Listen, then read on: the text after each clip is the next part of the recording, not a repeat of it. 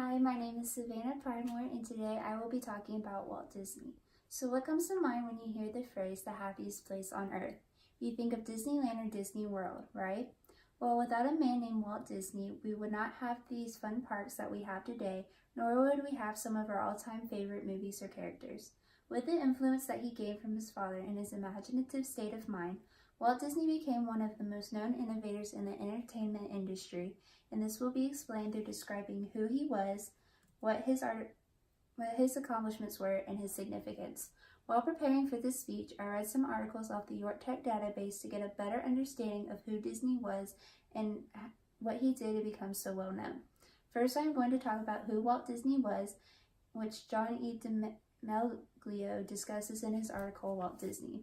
Disney was born on December 5, 1901 in Chicago, Illinois, and his parents were Flora Call and Elias Disney. Disney's father had the strongest influence on him throughout his childhood. Once Disney got older, him and his family moved to Kansas because his father had bought a newspaper route there. 7 days a week, Disney delivered early morning newspapers over a large area of the route, and then for his extra activity, he began to take some beginner art lessons. Disney decided to move back to Chicago and became a school newspaper cartoonist, and he enrolled in an art class at the Chicago Academy of Fine Arts. Still at a young age and just finishing the 9th grade, he became a driver in the Red Cross Corps in World War I, and once he returned from the war, not even 18 yet, he decided not to go back to school but to adventure off on his own. He moved back to Kansas and went through many different jobs as a commercial artist and cartoonist, and he became interested in film cartoons, and this was the beginning of his career. Next, I am going to discuss some of the accomplishments that he made throughout his lifetime. DeMeglio mentions in his article that one of his accomplishments was his creation of the cartoon character Mickey Mouse. Walt Disney settled on this cartoon character after his creation of Oswald the Rabbit, and he first named the mouse Mortimer, but then changed it to Mickey. Disney and his partner at this time, Ub Iwerks, finished 2 Mickey Mouse cartoons, Plain Crazy and Galloping Gaucho. Disney's third Mickey Mouse cartoon, Steamboat Willie, was then created, and it incorporated sounds and revolutionized the film cartoon industry. Within 3 years of its creation, Mickey captured audiences throughout the country, and by 1926, he was the most widely recognized figure in the world. Mickey Mouse's voice was actually Disney's own voice on all soundtracks until 1946. Another accomplishment of Disney's was his creation of the film Snow White and the Seven Dwarfs, and this was the first full-length feature in history. David G. Elgar explains the creation of this film in the article, Disney Releases Snow White and the Seven Dwarfs. This film was known to be incredibly complex. The actual animation of this film did not begin until 1936, but the story work had been proceeding since 1934. About more than 1 million drawings were made during the production, and more than 750 artists worked on this film. Marge Belcher was the model for Snow White, but for the voices for the film, Disney hired Adriana Castelletti for the voice of Snow White, Harry Stockwell for Prince, and then Pinto Colvig for the voice of the 2 dwarfs. Snow White and the Seven Dwarfs premiered on December 21st, 1937, and it made $8.5 million during its first release.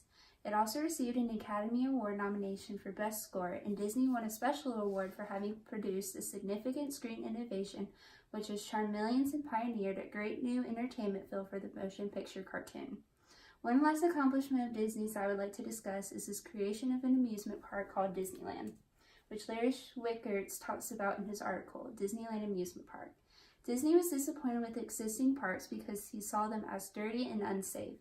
Disney came up with a vision of a new type of park where the entire experience would be controlled by design, mood, space, and rides. Customers would become guests, and the park would promote spirits of optimism, patriotism, and fun. Disney also envisioned continuing change at the park. Disneyland opened on July 19, 1955 in Anaheim, California, and it was thought that 10,000 people would show, but double that number appeared. By 1990, Disneyland held the position of the second highest tourist draw in the U.S. Lastly, I'm going to discuss the significance of Walt Disney, which DeMeglio discusses in his article. Disney was an imaginative man, and was said that he had a gift for seeing things in ways no one else could, and he would openly express his ideas even if he was to be ridiculed for them. He was the idea man, and his attention to detail, insistence on perfection, his enormous drive, and his need to be boss led his employees to both love and hate him, but that was the Disney way. His works created Disney America, and through all his creation, Disney's America could represent the nation's image to most Americans. Disney never intended on creating a substitute America because his goal was to entertain, amuse, and bring smiles to guests rather than to propagandize. Today, many of his classic works regularly appear in cinemas, on Disney channels, and other television production, and it's been suggested that Disneyland and his other amusement park, Walt Disney World, constitutes America's Mecca. Now I'd like to take this time to review. Walt Disney is an imaginative innovator and was a huge success throughout the entertainment industry.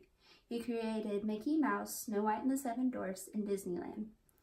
Without learning about who Disney was, what his accomplishments were, and his significance, no one would understand why he is one of the most known innovators in the entertainment industry.